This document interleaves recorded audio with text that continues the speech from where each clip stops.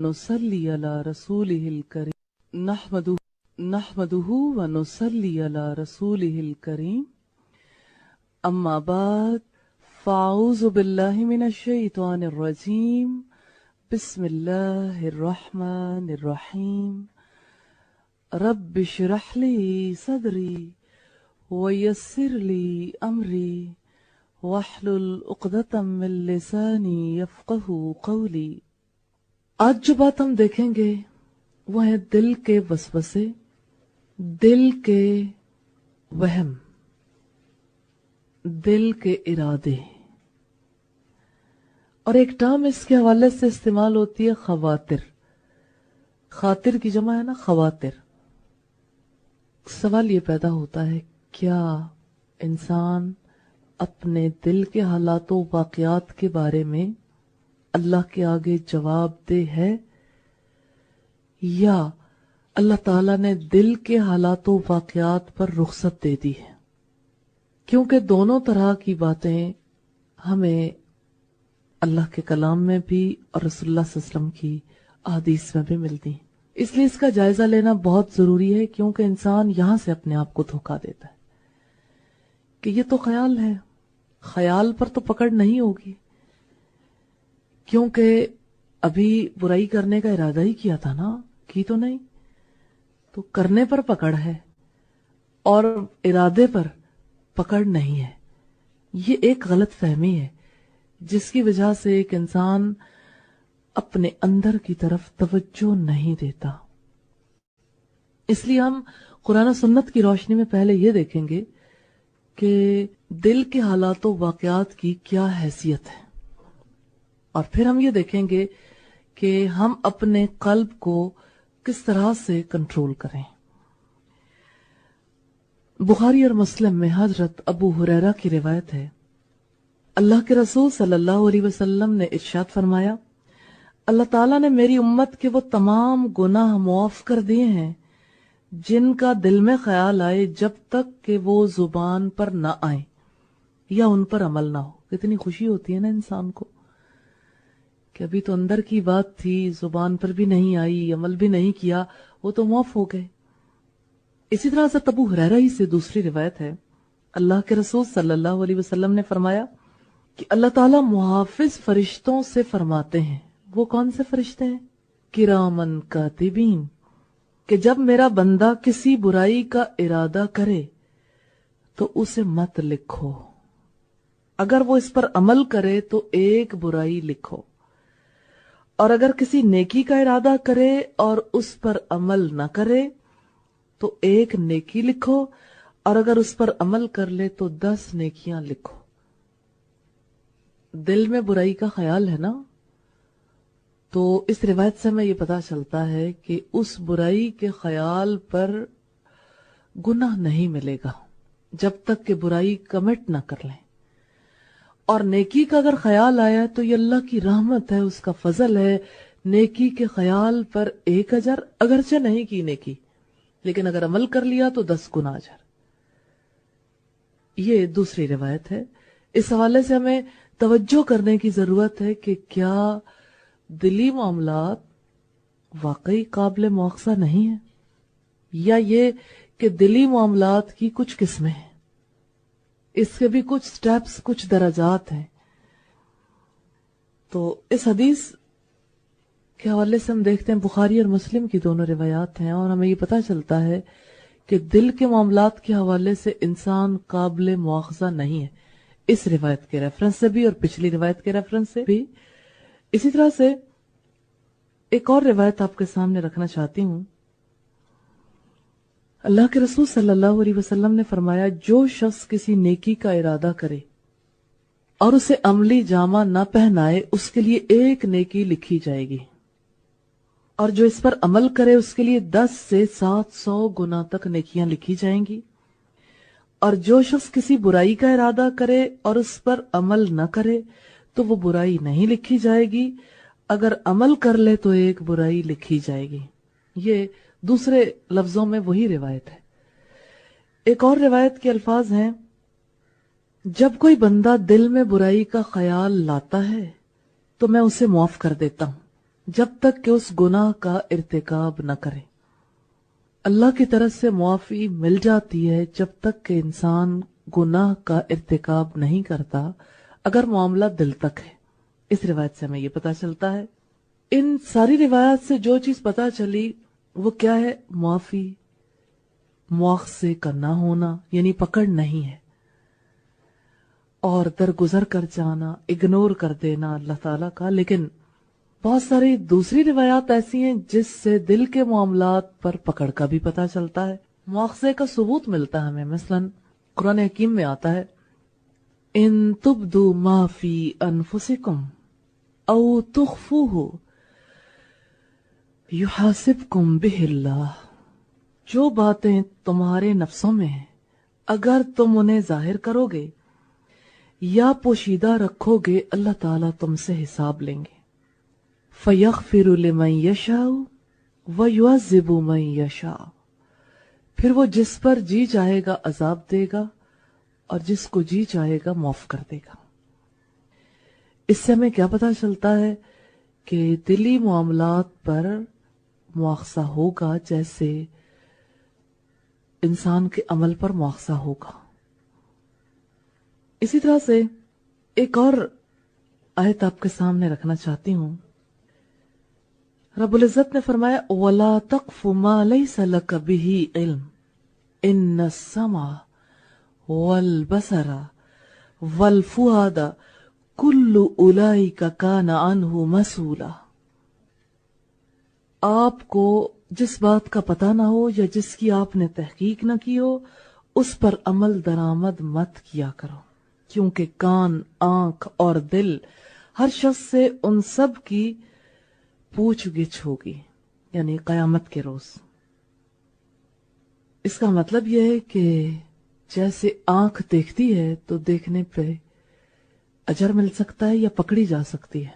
बुराई देखने पर, पढ़ने पर आंख की पकड़, बुराई सुनने पर कान की पकड़। इसी तरह से दिल के बुरा सोचने पर भी पकड़ है, दिल के मामलात पर भी पकड़ है, दिल का भी मुआखजा होगा। कुरान हकीम में आता है, वला तक्तुमुश शहादा, गवाही मत छुपाओ, गवाही नहीं छुपानी। वमन यक्तुमहा फइन्नहु आसिमुन क़ल्बुहु, जो शख्स गवाही छुपाएगा उसका दिल गुनाहगार होगा। इससे क्या पता चलता है कि दिल भी गुनाह करता है, तो जो गुनाह करे उसकी तो पकड़ है। कुल्लु उलाइका काना अन्हु मसूला।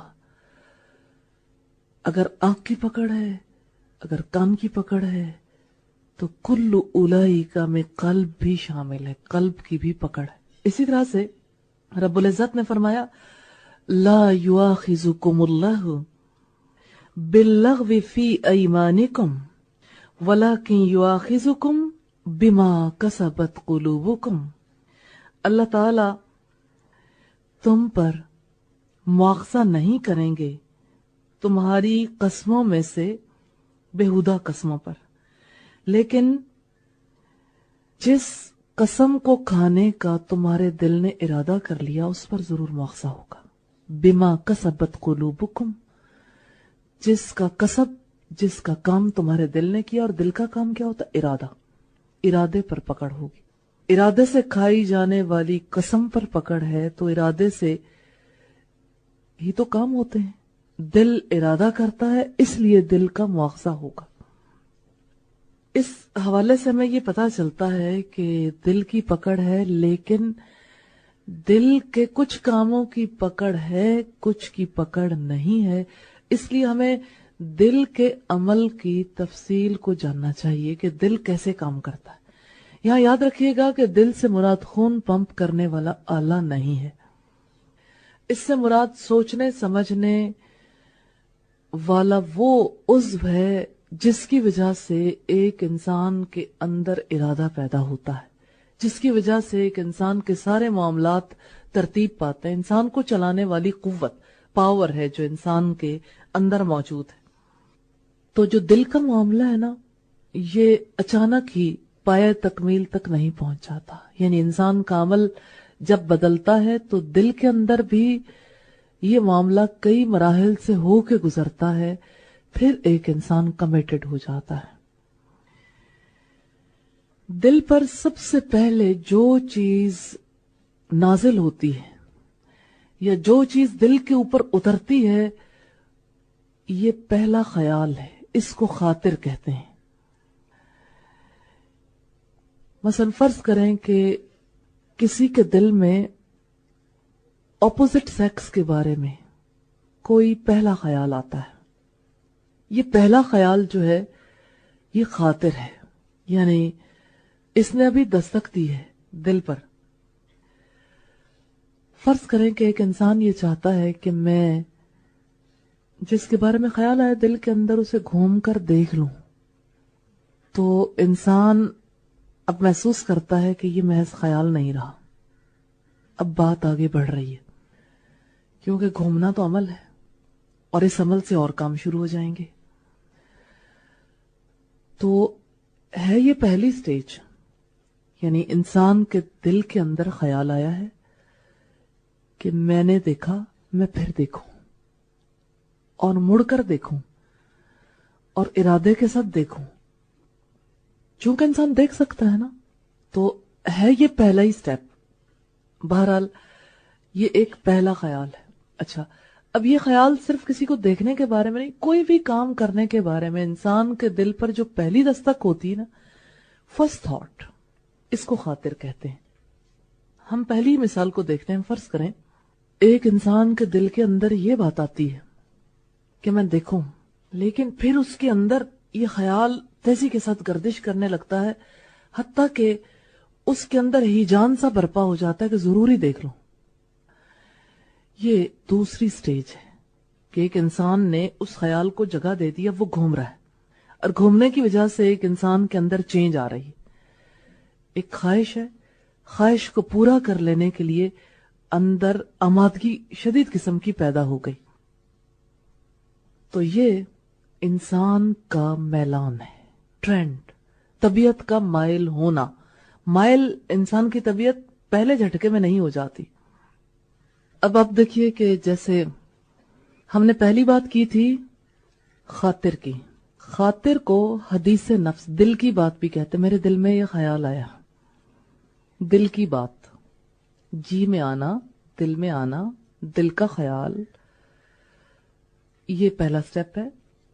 اس پر سوچتے رہنا، چاہے وہ ایک لمحے میں ہی انسان کئی بار سوچ گیا اور اس کی وجہ سے انسان کے اندر شدید خواہش پیدا ہو گئی کہ میں یہ کام کر لوں، تو یہ میلان طبع ہے، طبیعت کا مائل ہونا. اسی طرح رغبت پیدا ہوتی ہے. مجھ سے کوئی پوچھ رہا تھا کہ نیک کاموں کے لیے دل میں رغبت کیسے پیدا ہوتی ہے، تو یہ ایک طریقہ کار ہے قلب کے اندر ہونے والا. اسی سے آپ سمجھ سکتے ہیں کہ نیکی کی رغبت کیسے پیدا ہوتی.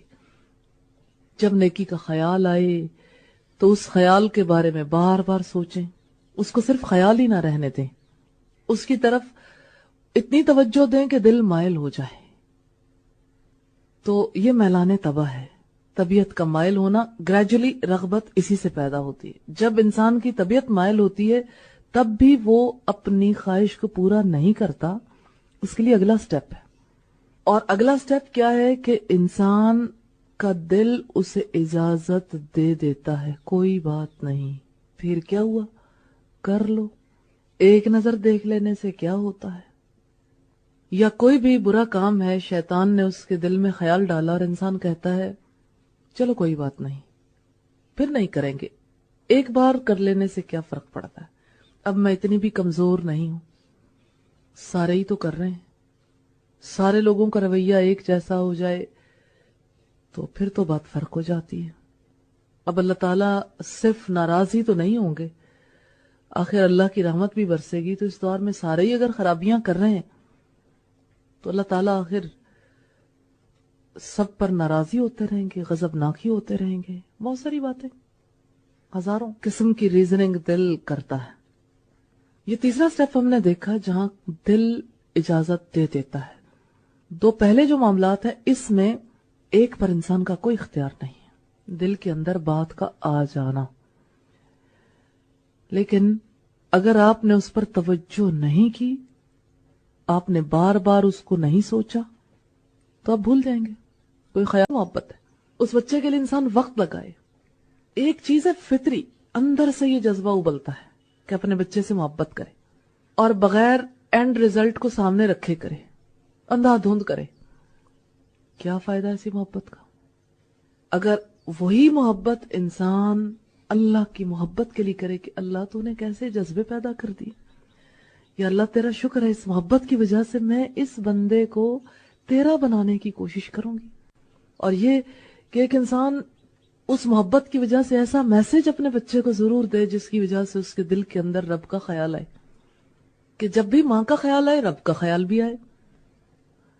تو آپ نے اپنے بچے کی اس محبت کو جو آپ کے دل کے اندر پیدا ہوئی اسے یوٹیلائز کر لیا، اس کے اینڈ ریزلٹ کو سامنے رکھ کے کہ اس محبت کا انجام اللہ کی رضا کی صورت میں ملے گا، اللہ راضی ہو جائے گا، اس کا مجھے اجر ملے گا. اور اندھا دھند محبت کی تو اس کی وجہ سے کیا ہوگا؟ کر کر کے منتیں تیری عادت بگاڑ دی، دانستہ ہم نے تجھ کو ستم گر بنا دیا. ایسا نہیں ہوتا. بچے کی ناروا خواہشات پوری ہو رہی ہیں، جو بچہ کہہ رہا ہے مان رہے ہیں، آپ کے سامنے کوئی ٹارگٹ ہی نہیں، آپ اپنی محبت کے ہاتھوں مجبور ہیں. آپ کو پتہ ہی نہیں آپ نے بچے کا کیا کرنا ہے. آپ کو یہ پتا ہے کہ آپ کے دل میں ایک محبت ہے، آپ چاہتے ہیں یہ خوش ہو جائے، لہذا آپ اس کی خوشی کی خاطر سب کچھ کر گزرتے ہیں اور آپ اسے بگاڑ دیتے ہیں. اور اگر آپ کے دل میں یہ ہو اس محبت سے اللہ خوش ہو جائے، تو آپ دیکھیے وہ محبت رہے گی اور اس محبت کا مفید نتیجہ نکلے گا. تو محبت کرنی ضرور ہے لیکن مفید نتیجے کے لیے.